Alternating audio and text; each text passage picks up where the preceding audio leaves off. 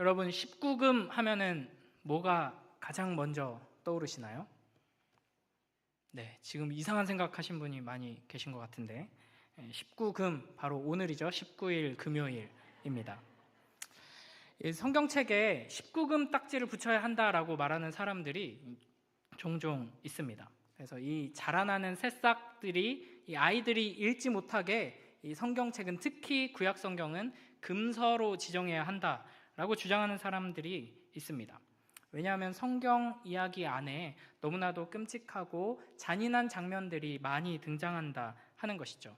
시작부터 형이 동생을 죽이고 또 민족이 민족을 학살하고 온갖 불륜과 근친상간 등의 범죄와 악행에 대한 이야기들이 등장하고 있습니다. 이 성경에 등장하는 이런 이야기들은 일반적인 상식 수준에서 우리가 봤을 때 잠들기 전에 아이에게 부모가 소곤소곤 읽어주기에는 부적절해 보이는 것이 사실입니다. 저도 이제 매일 하고 싶지만 매일은 못하지만 아이들에게 자기 전에 이제 성경 이야기, 이야기 성경 동화 이런 것들 위주로 해서 읽어주는데요. 근데 이런 장면들이 나오면 되게 곤란해지죠. 만약 성경에 이런 자극적인 장면들을 영화로 만든다면 19금 딱지를 붙이는 것을 넘어서 아마도 상영 불가 판정을 받을 만할 것입니다. 이런 여러 끔찍한 구절들이 많이 있지만 그 중에서 하나를 꼽자면 우리 열왕기하 6장 28, 29절 말씀을 함께 읽어보겠습니다. 열왕기하 6장 28절, 29절 혹시 자막이 준비되었나요? 제가 먼저 읽어보겠습니다.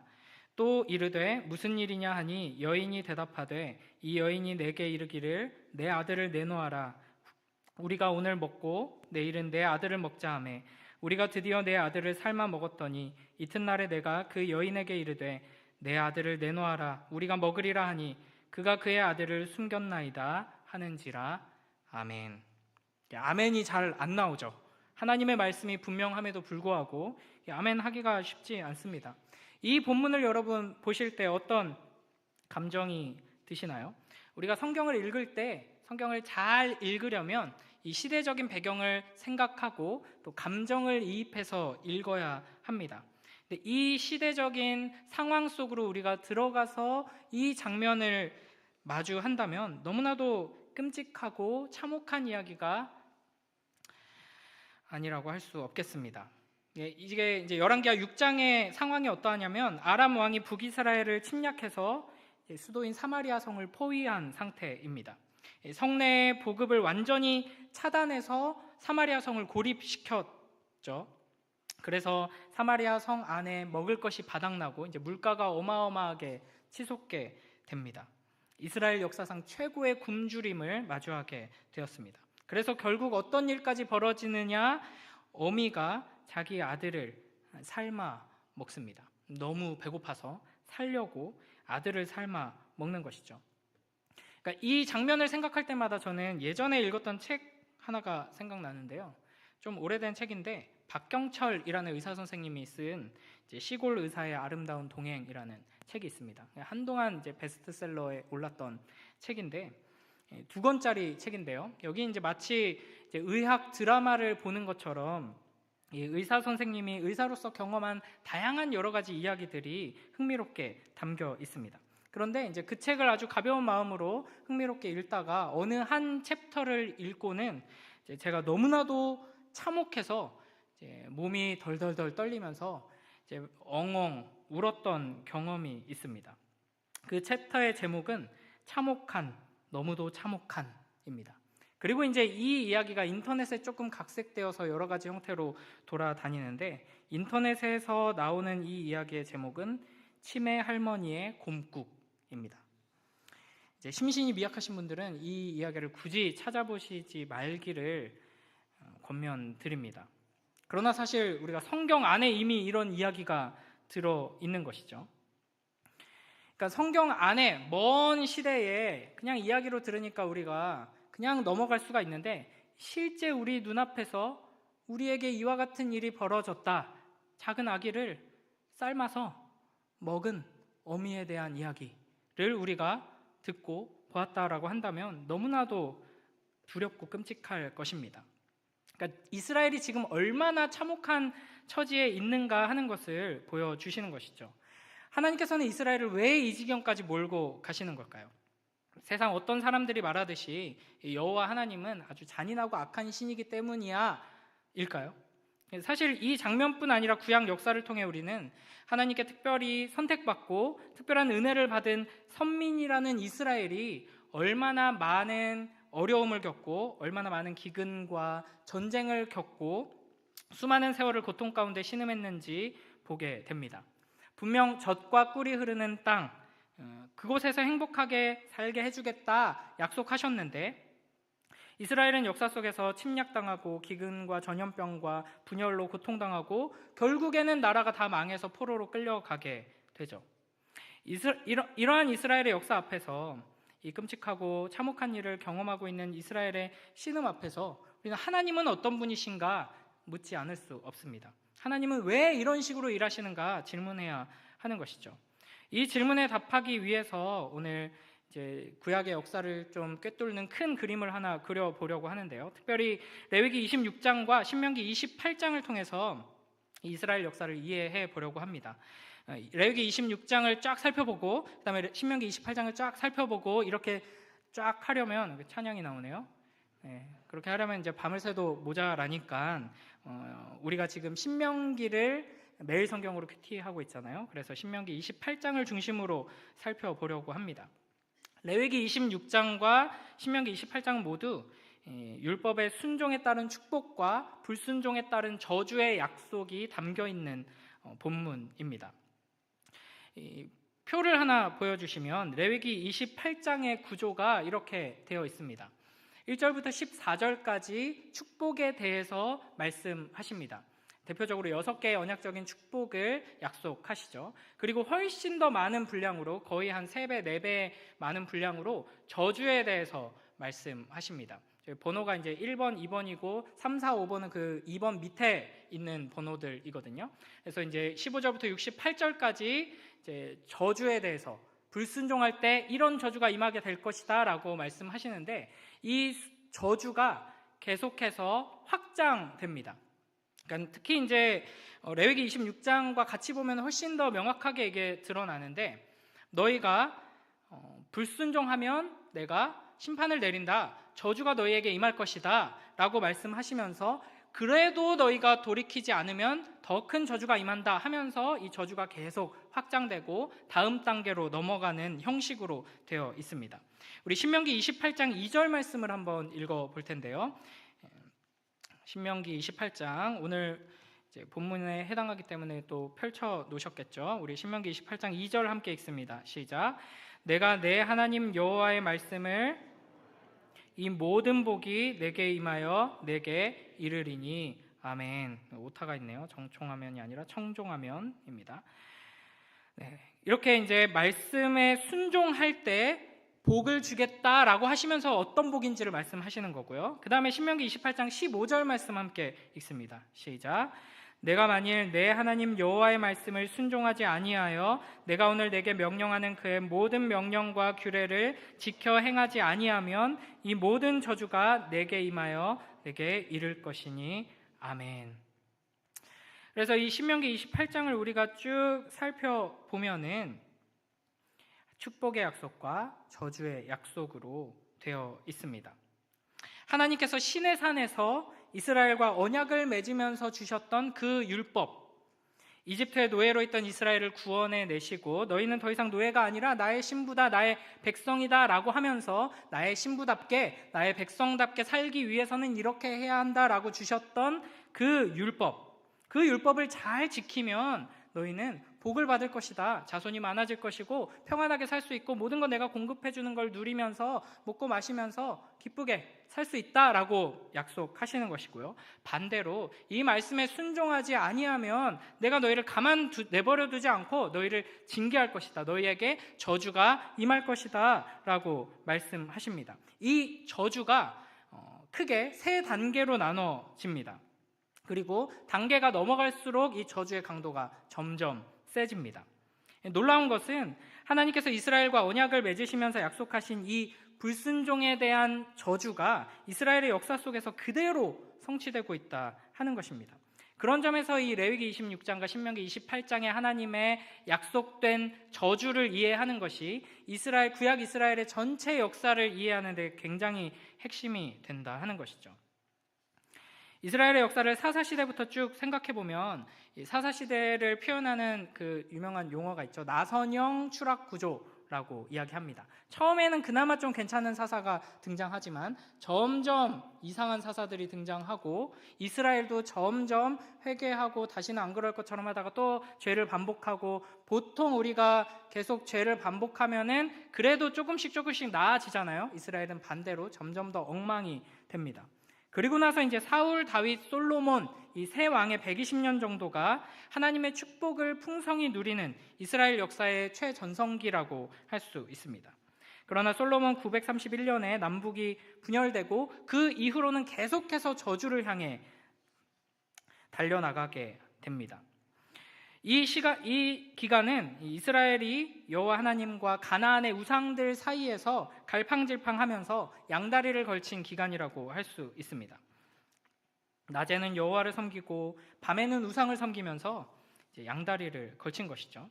하나님께서 미워하시는 이런 모습을 계속 반복하다가 그 악명 높은 아합 왕 때에 공식적으로 이스라엘의 국가 종교가 바뀌게 됩니다. 그래서 이 아합 왕을 가장 악한 왕이라고 하는 것이고요. 그래서 아합 왕 때는 대놓고 이스라엘의 여호와를 섬기는 제사장들을 잡아서 죽입니다. 그리고 바로 이때 하나님께서 이스라엘과 언약을 맺으시면서 레위기 신명기에 약속하셨던 언약적 저주의 1단계가 시작됩니다. 그래서 자연재해가 임하게 되죠. 아합 왕 시기에 3년 반의 기근이 임하는데 이게 바로 공식적으로 하나님께서 이스라엘의 언약적 저주 1단계를 선포하신 것입니다. 그러면 이때 이스라엘은 우리가 계속 우상이 우리를 잘 먹여 살려주고 우리를 행복하게 해주고 보호해줄 거라고 생각하고 우상을 섬겼는데, 하나님과 우상 사이에서 왔다 갔다 하다가 이제는 공식적으로 우상을 섬겼는데 이런 어마어마한 기근이 왔는데 해결이 안 되네 했을 때 떠올렸어야 하죠. 맞아. 하나님과 언약을 맺을 때 여호와 하나님께서 너네가 내 말씀에 내 언약을 깨트리고 말씀에 순종하지 않으면 내가 기근을 내리겠다라고 하셨는데 그 말씀대로 되네. 하나님은 신실하시네. 약속하신 대로 이루시네. 그렇다면 우리가 다시 돌이켜서 하나님의 말씀대로 순종하면 약속하신 축복을 내려주시겠네 하고 돌이켜야 했습니다. 그러나 우리가 알다시피 이스라엘은 계속 죄를 짓죠. 그래서 언약 저주의 2단계 전쟁을 통한 하나님의 심판이 이스라엘 역사 속에서 계속 있게 됩니다. 그래서 우리가 열왕기서 등을 통해서 이스라엘의 역사를 쭉 살펴보면은 수많은 전쟁이 있는데 계속 패배합니다.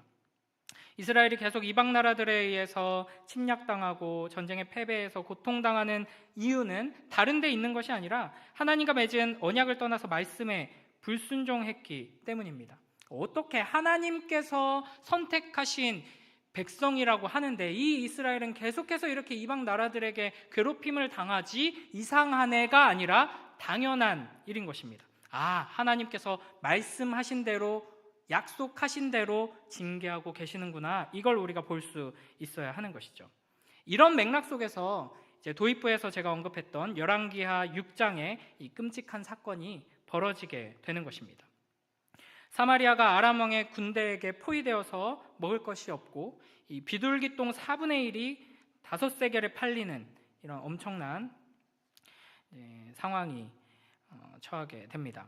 이제 그때 두 여인이 자기 아들을 삶아먹기로 약속하고 먼저 한 여인이 아들을 삶아먹고 다음 날 다른 여인의 아들을 삶아먹으려고 하는데 약속을 지키지 않습니다. 그러자 그 사건을 왕에게 들고 나와서 하소연하는 겁니다. 이 사람이 약속 안 지켜요 라고요. 매우 끔찍한 장면이죠. 그러나 이 역시 이미 하나님께서 경고하신 일이고 이스라엘이 하나님의 말씀에 순종하지 않아서 일어나게 된 언약적인 저주라는 것이죠. 그 증거를 우리 레위기 26장 29절에서 한번 읽어보겠습니다. 시작. 너희가 아들의 살을 먹을 것이요 딸의 살을 먹을 것이며. 신명기 28장 53절에서도 이미 경고하시며 예고하셨습니다. 함께 읽습니다. 시작. 내가 적군에게 에워싸이고 맹렬한 공격을 받아 곤란을 당함으로 내 하나님 여호와께서 내게 주신 자녀 곧 내 몸의 소생의 살을 먹을 것이라. 아멘. 그러므로 우리는 이스라엘의 역사를 쭉 살펴볼 때에 이 모든 끔찍한 사건이 우연히 일어난 것이 아니라 하나님께서 약속하신 대로 불순종한 이스라엘에게 내리시는 언약적인 저주다 하는 것을 기억해야 합니다. 하나님께서는 아브라함을 부르실 때 축복을 약속하셨죠. 너에게 땅을 줄 것이고 너의 자손이 하늘의 별처럼 많아지게 할 것이다 라고 약속을 주셨습니다. 그리고 이제 이스라엘에게 주시는 언약은 이 약속에 기반하여서 이제 확장시키고 갱신해 주시는 것이죠. 그러나 이 레위기 26장과 신명기 28장에서 말씀하시는 저주의 약속 안에서는 이 언약적인 축복이 모두 후퇴하고 없는 것이 돼버리고 사라지는 방식으로 이제 경고가 나타나고 있습니다. 그래서 결국 수많은 자손이 하늘의 별과 같이 될 것이다 라는 영광스럽고 아름다운 축복의 약속을 받았던 이스라엘이 반대로 그 자녀들이 계속해서 나와야 하는데 반대로 그 사랑스러운 자녀를 솥에 삶아서 잡아먹는 지경에 이르게 된 것입니다. 그러니까 이 장면은 단순히 너무나도 끔찍하다, 하나님께서 이 끔찍한 일 겪어서 충격요법을 주시려나 보다 하는 정도의 수준이 아니라 하나님께서 이스라엘에게 약속하셨던 그 영광스러운 모든 축복이 사라지고 정반대의 상황이 되어가는 것입니다. 그래서 이러한 상황 속에서도 돌이켜 회개하지 않자 결국에는 언약적 저주의 마지막 3단계, 하나님께서 약속하신 땅을 빼앗기고 이방인과 같이 하나님과 상관없는 존재가 되어서 이제 이방 나라의 포로로 끌려가는 그런 저주를 받게 됩니다. 이렇게 끔찍한 일이 벌어지는 와중에 하나님의 말씀을 선지자들이 계속해서 선포합니다. 이스라엘을 향해서 회개하라고 외치는 것이죠. 그러나 이제 이미 언약적인 저주가 2단계에서 3단계로 넘어가는 과정에 들어왔습니다. 그래서 이 시점에서 선지자들의 메시지를 들어보면 언약적 저주의 3단계로 나아가기 전에는 너희가 회개해야 한다. 하나님께 나아가서 회개하지 않으면 이 전쟁에서 패배할 것이다. 이렇게 선지자들이 외쳤거든요. 근데 이제 3단계가 시작된 이후에는 너희 회개해야 한다. 그렇지 않으면 이 약속의 땅에서 쫓겨날 것이다. 라고 선포합니다. 그러니까 구약의 선지자들이 하나님의 말씀을 예언하는 방식은 단순히 이 사람들이 국제 정세를 굉장히 잘 꿰뚫고 있었기 때문에 이제는 안 되겠다 해서 패배한다, 이제는 큰일 났다 해서 포로로 끌려간다 라고 이야기한 것이 아니고요, 하나님께서 직통계시로 지금 너네 전쟁에서 지기 직전이다 라고 전해, 너 포로로 끌려간다고 이스라엘한테 경고해 라고 직통계시를 받았기 때문에 전한 게 아니고요, 구약의 선지자들은 하나님의 언약의 말씀을 분명히 알고 있었던 겁니다. 그 언약의 관점에서 지금 상황을 펼쳐봤을 때 하나님께서 우리에게 기근을 내리심으로 경고하셨음에도 우리가 순종하지 않아서 이제는 이방 나라들이 우리를 치고 있다. 하나님께서 주권자이신데 그 하나님께서 이방을 도구로 사용하셔서 우리를 치시는 것은 언약적 저주의 2단계이며 돌이키라는 신호다 라고 이제 말씀을 전한 것이고, 그럼에도 불구하고 회개하지 않자 이제는 마지막 3단계구나 하면서 언약에 따라서 하나님의 약속을 기억하라고 말씀을 선포하고 있는 것입니다. 이렇게 이스라엘의 역사를 보면 끔찍한 일이 계속해서 벌어지죠. 이 사사기의 끝없는 추락, 왕들의 추악한 역사들, 전쟁과 기근과 여러 가지 끔찍한 사건들, 이 언약을 모르는 상태로 이런 이야기들을 보게 되면은 하나님이 시행착오를 겪으시는 것처럼 오해할 수가 있습니다. 실제로 어떤 사람들은 하나님이 실수와 실패로 가득한 한심한 역사를 써내려갔다라고 이야기합니다. 그러나 결코 그렇지 않죠. 이스라엘은 분명하게 실패했습니다. 인간은 창조된 지 얼마 지나지 않아서부터 이미 실패하기 시작했고 그 이후로 계속해서 실패를 쌓아가며 실패로 가득 찬 역사를 써내려갔습니다. 그러나 인류의 모든 역사는, 특히 구약 이스라엘의 역사는 하나님께서 주신 언약이 신실하게 성취되는 역사인 것입니다. 이스라엘의 역사의 중심에는 하나님과 이스라엘이 맺은 언약이 있다는 것을 우리가 기억해야 합니다. 그래서 이스라엘의 이 역사는 단순히 우리에게 성공과 실패의 이 다양한 경험을 교훈으로 삼아서 이제 같은 실수를 반복하지 말아라 라는 정도의 용도로 주어진 것이 아닙니다. 하나님께서 이 성경을 통해서 우리에게 주시는 가장 중요한 메시지는 우리는, 이스라엘이 우리죠, 우리는 끝까지 언약을 깨트리고 반역하고 실패로 일관했다. 그러나 하나님께서는 그럼에도 불구하고 신실하게 역사하셨다라는 것입니다. 성경에 기록된 이스라엘의 역사는 하나님께서 언약을 신실하게 지키시고 성취하신 역사이며 동시에 우리가 얼마나 끔찍한 죄인이며 얼마나 심각하게 부패했는지를 보여주는 역사입니다. 그러니까 이 무한하시고 영원하시고 불변하시는 하나님께서 우리에게 찾아오셔서 우리와 언약을 맺으셨다 하는 것만으로도 정말로 놀라운 일입니다.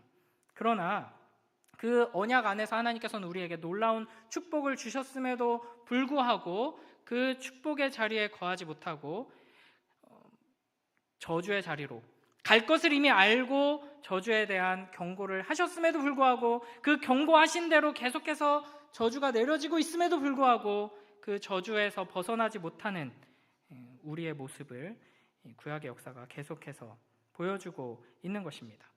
그러니까 우리도 이런 식으로 착각하기가 쉽죠. 그러니까 이스라엘은 어쩌면 그렇게 완악하게 회개하지 않았냐.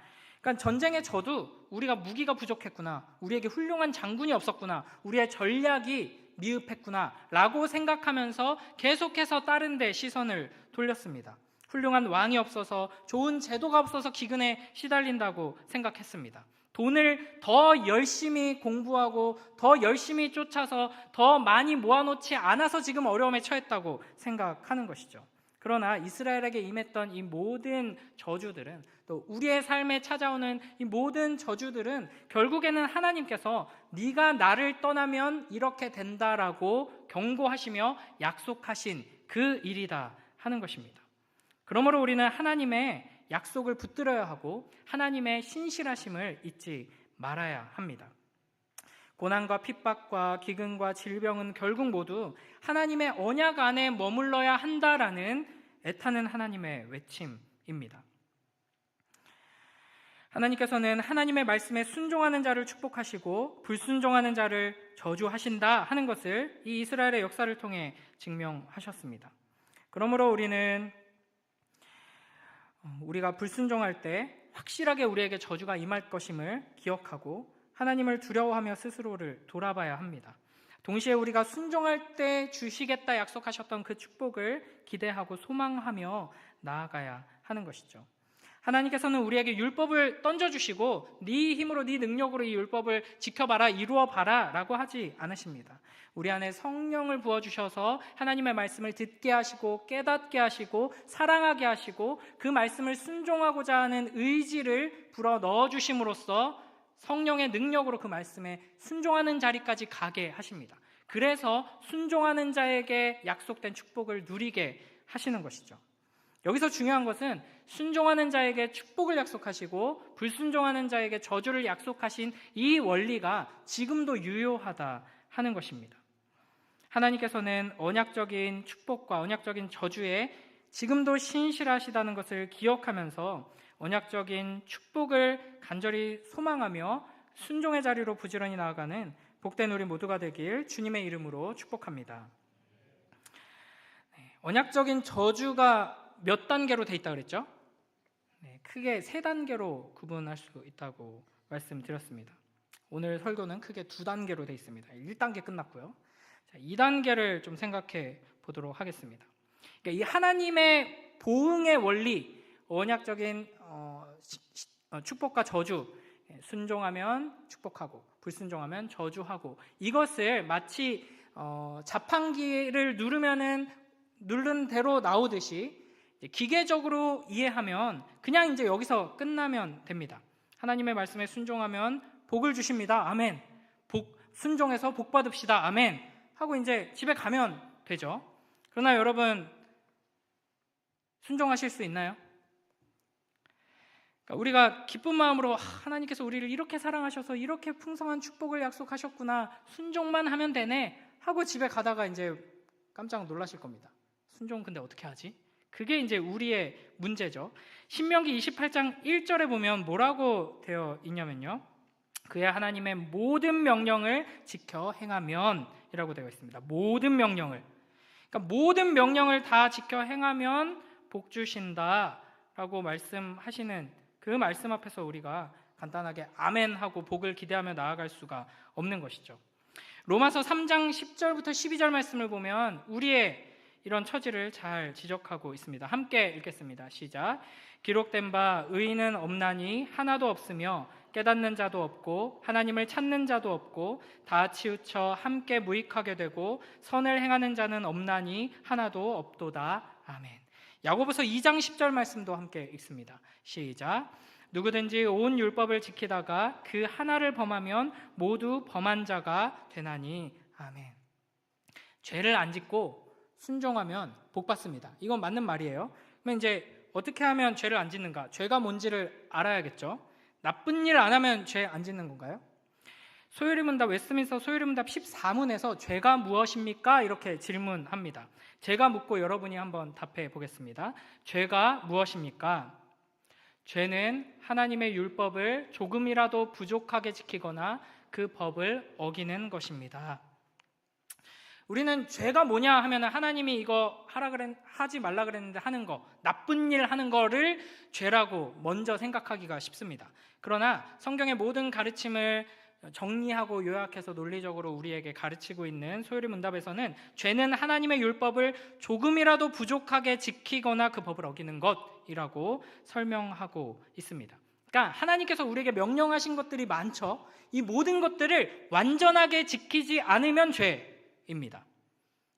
다시요. 그러면 죄를 안 짓고 순종하면 하나님께서 축복을 약속하셨습니다. 이 축복이 기대가 되시나요? 조금이라도 부족하면, 하나님께서 우리에게 명령하신 것을 지키는데 조금이라도 부족하면, 수많은 명령이 있지만 그 중에 하나라도 어기면 그건 죄입니다. 그것은 불순종이에요. 불순종하는 자들에게는 언약적인 저주가 약속되어 있습니다. 이 저주를 피할 자신이 있으신가요? 하나님께서 우리에게 주신 율법의 이 원리는 우리가 십계명을 통해서 확인할 수 있습니다. 그리고 예수님께서 이 십계명을 딱 두 가지 명령으로 요약해 주셨죠. 뭐죠? 하나님 사랑, 이웃 사랑입니다. 그러니까 결국 이 구약에서 우리에게 요구하시는 거 사랑이네, 쉽네, 많은 줄 알았는데 하나네가 아닙니다. 이 구절들을 우리가 열심히 연구해서 겉으로는 어떻게, 사실은 그게 불가능하지만 어떻게 겉으로는 제가 하나님 말씀대로 다 지켰습니다, 순종했습니다, 꾸며낼 수 있을지 몰라도 우리의 심령 안에 이 모든 순종이 하나님을 사랑하는 마음으로부터 시작해야지만 온전한 순종이 되는 것이죠. 그러니까 사람의 마음은 사람이 노력한다고 이렇게 잘 되는 게 아니거든요. 이 마음의 문제가 해결되어서 참으로 하나님을 사랑하고 이웃을 사랑할 때에만 진정한 순종이 가능하고, 그래야지만 하나님께서 약속하신 축복을 누릴 수 있다 하는 것입니다. 그러면 이제 이 순종을 통해 복받는 일이 원칙적으로 불가능한 것 아닌가 싶은데요. 이를 위해서 이제 시간 관계상 논리적인 흐름을 쫙 뛰어넘어서 결론부터 이야기하자면, 우리는 이제 축복과 저주의 선언을 기계적인 보응의 원리가 아니라 언약의 맥락 안에서 읽을 수 있어야 합니다. 그러니까 우리 하나님이 단순히 어떤 법칙, 원리가 아니죠. 인과응보의 하나님, 건선징악의 하나님이 아니라 언약의 하나님이시고 인격이십니다. 우리의 아버지이십니다. 그러니까 그냥 어디에 법조문에 적혀있는 문장이 아니라 우리를 사랑하시는 우리의 아버지로서 지금 이 언약의 말씀을, 또 축복과 저주의 말씀을 우리에게 주고 계신다 하는 것을 기억하면서 이 말씀 앞에 나아가야 한다는 것이죠. 그래서 신명기 30장 1절 말씀을 보면 이렇게 나와 있습니다. 우리 함께 읽겠습니다. 시작. 내가 내게 진술한 모든 복과 저주가 내게 임함으로 내가 내 하나님 여호와로부터 쫓겨간 모든 나라 가운데서 이 일이 마음에서 기억이 나거든. 아멘. 이게 이제 오늘 매일 성경 새벽 본문이었는데요. 그러니까 하나님께서는 신명기 내내 이 언약에 충실해야 한다, 이 율법을 잘 지켜야 한다라는 것을 강조하십니다. 그래서 말씀에 순종하면 복 주겠다라고 계속 약속하시면서 동시에 불순종하면 저주가 임한다라고 경고하시죠. 이 말씀을 계속 반복하시는 게 신명기입니다. 그래서 너희가 안정을 누리고 싶고 평안함을 누리고 싶고 잘 살고 싶고 행복하고 싶고 다 그렇게 원하는데 그 길이 이 율법에 순종하는 데 있다 하는 것을 말씀하시는 것이죠. 그리고 지금 이러한 신명기의 말씀은 가나안 땅을 눈앞에 두고 있는 상황에서 이스라엘 백성에게 주어지고 있습니다. 그런데 이 언약의 조항들을 쫙 다 말씀하시고 그 마무리로서 신명기 28장에서 내가 이렇게 언약에 대해서 이야기했지, 이 언약을 잘 지키면 이렇게 축복할 거야, 이 언약을 어기면은 저주가 임하게 될 거야 라고 말씀하신 겁니다. 그리고 나서 30장 1절에서 이렇게 말씀하시는 것이죠. 내가 내게 진술한 모든 복과 저주가 내게 임함으로. 그러니까 하나님께서 이미 바라보실 때에 이스라엘은 이거를 이제 잘 지켜서 순종해서 복을 받겠구나가 아니라 너희는 이 모든 복과 저주가 임하는 것을 보게 될 것이고 결국에는 내 하나님 여호와로부터 쫓겨간 모든 나라 가운데서 라고 말씀하시죠. 언약적 저주의 마지막 3단계까지 가서 이 약속의 땅에서 쫓겨나게 될 것이다 라는 것을 전제로 그때에 이 일이, 이 하나님의 말씀이, 이 율법이, 이 언약이 마음에서 기억이 나거든 이라면서 이제 30장을 시작하고 계시는 것입니다. 그러니까 우리는 이 언약적인 축복과 저주를 우리의 힘으로 순종해서 얻어낼 수 없다 하는 것을 하나님도 이미 알고 계셨고 그래서 그것을 준비시키고 계신다 하는 것이죠. 그래서 30장 2절부터 8절까지 말씀을 보면 하나님께서는 그들이 언약 저주의 끝에 있어도 그들이 마음을 돌이켜 회개한다면 그들을 다시 불러 모으고 다시 자기 백성을 삼으시고 그들에게 땅을 회복시키시고 다시 복을 주어서 번성케 하실 것이고 생명을 주실 것이다 라고 약속하십니다. 그러니까 우리가 구약의 역사를 쭉 보면은 진짜 이스라엘 너무하네, 어떻게 해도 너무해, 어떻게 이렇게까지 완악하고 이렇게까지 불순종하냐, 왜 이렇게 정신을 못 차리냐 싶을 거예요. 그런데 계속해서 읽다 보면 우리는 어디까지 가야 되냐면 하나님 해도 너무하시네, 이제는 그만하실 때도 됐는데 왜 이렇게까지 참아주시는 겁니까? 라는 데까지 우리가 가야 하는 것이고요.